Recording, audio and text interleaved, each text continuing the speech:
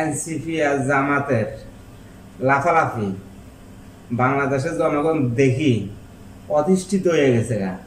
তারা যেভাবে লাফালাফি শুরু করছে নির্বাচনের আগে, আজকে প্রায় 13-14-15 মাস ধরে তারা লাফালাফি করতেছে, কন্টিনিউ লাফালাফি করতেছে।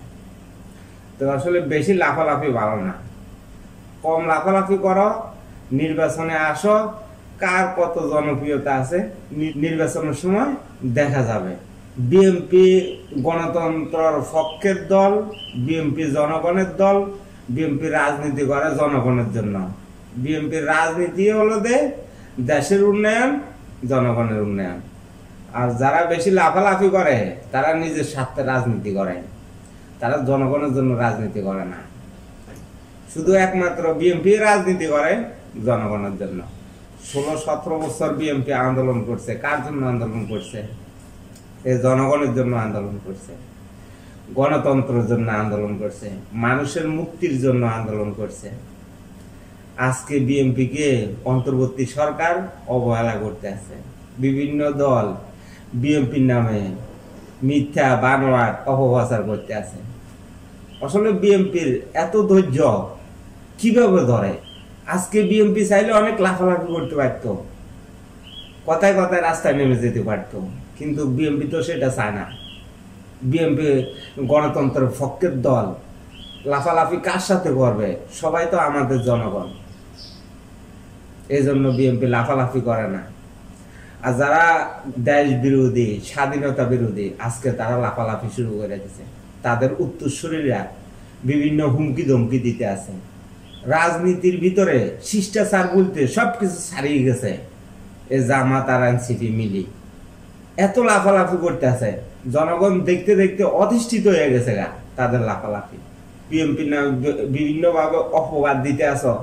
বিএনপি তো অপবাদের রাজনীতি করে না, বিএনপি তো রাজনীতি করে জনগণের রাজনীতি। বিএনপি তো রাজনীতি করে মানুষের রাজনীতি। বিএনপি লুটফাটের রাজনীতি করে না। আর অন্যান্য দল লুটফাট করার জন্য লাফালাফি শুরু করে দিছে। আজকে দীর্ঘ 1-1.5 বছর ধরিয়ে আমরা দেখতে আছি, জনগণ দেখতে আছে। তো বেশি লাফালাফি ভালো না। এবার তোমরা থামো। যদি না থামো তো তোমাদের অস্তিত্ব খুঁজে বাংলাদেশে পাওয়া যাবে না। গণভোট, জুলাই সনদ লই এত লাফালাফি করানোর কোনো প্রয়োজন নেই। জুলাই সনদ বাস্তবায়ন হবে, জাতীয় সংসদে গণভোট আয়োজন হবে নির্বাচনের দিন। এখানে লাফালাফি করার কিছু নাই। কারণ এই গণভোট, সংস্কার, এই যে জুলাই সনদ, এগুলা নিয়ে দীর্ঘ 12-13-15 মাস ধরে এই নাটক চলতে আছে। এই নাটক আর চলতে দেওয়া যাবে না। বাংলাদেশের মানুষ এই নাটক দেখতে দেখতে অধিষ্ঠিত হয়ে গেছে গা। এই এনসিপি আর জামাতের নাটকগুলা দেখি বিভিন্ন তাল বাহানা সংস্কারের নামে নাটক সৃষ্টি করে রাখছে। এই করতে হইব, সেই করতে হইব, এই না করলে নির্বাচন হবে না, সেই না করলে নির্বাচন হবে না। কি রে ভাই, তোরা কি বাংলাদেশের জনগণের লাগে রাজনীতি করস, না তোদের নিজের স্বার্থের জন্য রাজনীতি করস? যদি নিজের স্বার্থের জন্য রাজনীতি করে তাহলে বিভিন্ন দাবি দাওয়া নিয়ে রাস্তায় নামতে পারো। আর যদি জনগণের লাগে রাজনীতি করো তাহলে রাস্তায় নামানোর কোনো দরকার নাই। জনসমর্থন দেখাইতে আছে রাস্তায় নামি, যে আমাদের জনসমর্থন আছে। নির্বাচনের সময় দেখা যাবে কার কিরকম জনসমর্থন আছে বাংলাদেশের ভিতরে। আগামী জাতীয় সংসদ নির্বাচন 2026 সালের ফেব্রুয়ারি মাসে যে কোনো সময় অনুষ্ঠিত হবে। বিএনপির মনোনীত যত প্রার্থী আছে সবাইকে দানের শীষ মার্কা জনগণ ভোট দিয়া নির্বাচিত করবে। কেন নির্বাচিত করবে জানেন? বিএনপি গণতন্ত্রের পক্ষের দল, বিএনপি স্বাধীনতার পক্ষের দল, বিএনপি বাংলাদেশের জনগণের পক্ষের দল, বিএনপি শক্তি জনগণ। এই কারণে বিএনপি আগামী জাতীয় সংসদ নির্বাচনে বিএনপির মনোনীত সকল প্রার্থী নির্বাচিত হবে ইনশাআল্লাহ জনগণের ভোটে। জামাত দেখেন বিভিন্ন বিশ্ববিদ্যালয়ে বিভিন্নভাবে ইঞ্জিনিয়ারিং করে, যে ডাকসু বিভিন্ন বিশ্ববিদ্যালয় সবাই শুধু জামাত শিবিরের নির্বাচিত হয়েছে।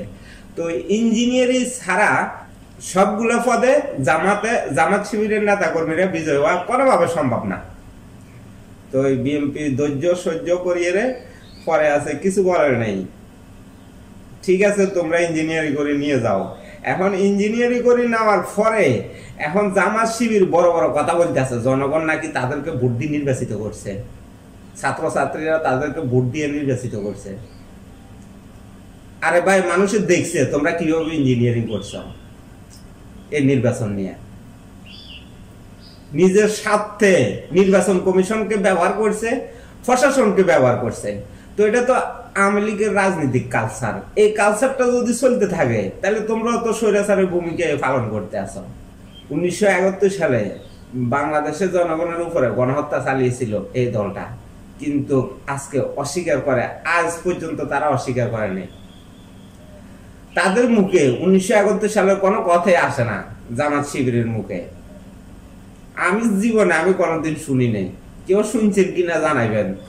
1971 সালে তারা যে মুক্তিকামী মানুষের উপরে গণহত্যা চালিয়েছিল এই জিনিসটা তারা কখনো বলেছে কিনা, আর তারা 1971 সালের কথা মুখ দিয়ে কখনো বলেছে কিনা, এটা কেউ যদি জানা থাকে আমার কমেন্ট বক্সে জানাবেন। যে দলটা 2024 সালের জুন জুলাই আগস্ট আন্দোলনে ছাত্র জনতার উপরে গণহত্যা চালিয়েছিল, সেই দলটা আজকে দেশ থেকে বিতাড়িত হয়ে চলে গেছে। তারা অস্বীকার করে না যে গণহত্যা করছে বাংলাদেশের জনগণের উপরে। তো এই দলটা আর এই দলটা সেম, একই দল। বাংলাদেশের জনগণ চায় এই দুইটা দলের বিচার হোক, সঠিক বিচার হোক, ন্যায় বিচার হোক, যেহেতু তারা ন্যায় বিচার পায় এই গণহত্যার দায়।